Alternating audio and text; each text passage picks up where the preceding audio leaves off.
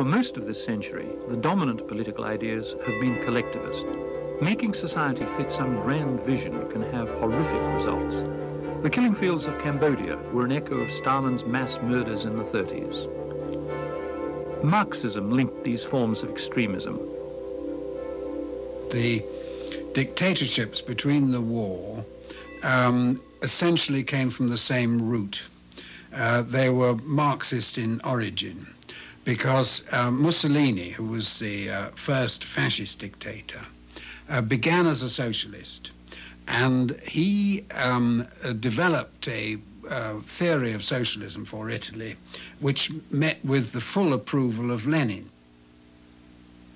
Of course, Hitler also started out as a socialist, and to some extent remained a socialist throughout his life.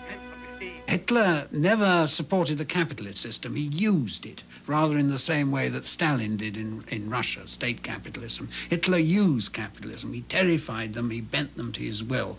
But basically he remained a socialist in the sense that he wanted to use the collectivist state as his main power mechanism. The fact that the Nazis and communists had similar visions of society was masked at the time by their virulent hatred of each other. In the 30s, the communists took care to present an acceptable face to the West. They disseminated images of mass togetherness, of healthy bodies and happy children.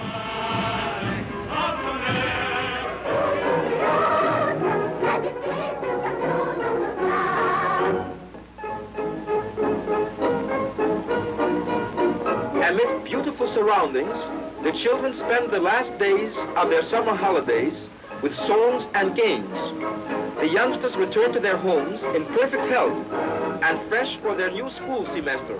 The Soviet Union appeared to tackle its industrial problems with great foresight and efficiency. Socialism promised a sharing society, a universal brotherhood that appealed to progressive Western intellectuals who were appalled by the mass unemployment of the 30s.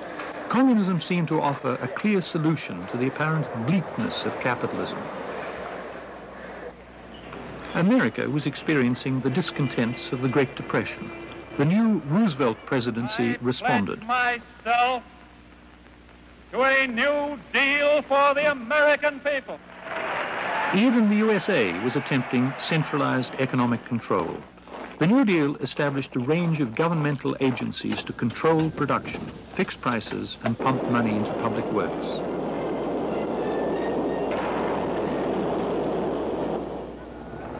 Britain, too, was deep in depression, and it was socialists who offered the answers. They were often intellectuals who, with little or no practical experience, liked to combine healthy exercise in affluent surroundings with idealistic politics. They dreamed of a rational economy in which the state would supply all needs. British socialists were a different breed from the totalitarians of the continent. They were convinced that people could be freed from poverty with no serious loss of democratic or civil liberties. The intellectual power of this movement came from the economist John Maynard Keynes. There really seems to be some providence which watches over this country. Keynes was not a socialist, but his theory that unemployment resulted from demand failure was ideally suited to socialist planning. He signaled to governments that they could straighten up the trade cycle, which symbolized the failure of capitalism. In this way, democratic socialism became acceptable because it allowed private enterprise to continue along with a high degree of personal freedom. It was the war that won the political argument. Planning was essential to the war effort.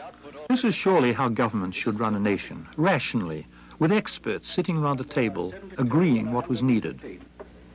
TNT will be done in factories number 35 and 29. May I raise the question at this stage whether additional labour will be required in the different areas? Most certainly. We just have to have the manpower. But I'm quite sure that those workers who may have to be transferred will be most eager to cooperate when they know the purpose of this project. There were dozens of regulations, rationing, zoning, cultivation. Good gracious me, there were so many. Normal liberties were given up easily. This was a fair and ordered society in which everyone had to suffer the same privations. Surely these ideals could be applied in peacetime. And when one job packs up, We don't want those who worked on it shot out on their necks and sort of fobbed off with the dole either. We want the next job ready for them.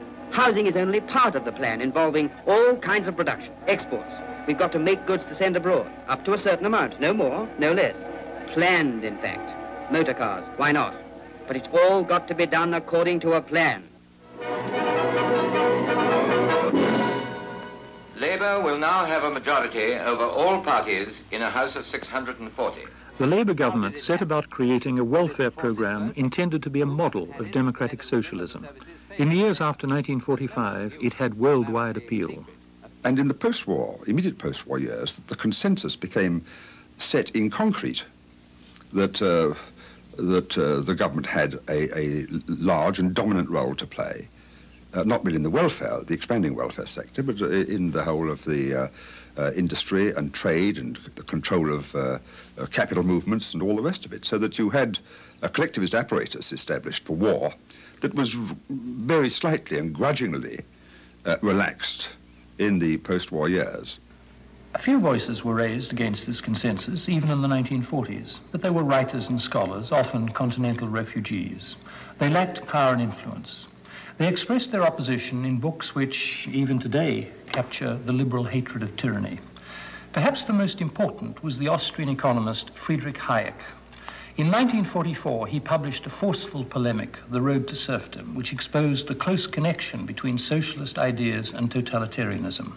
Hayek warned that even the milder forms of state intervention advocated by British socialists would inevitably lead towards a totalitarian end.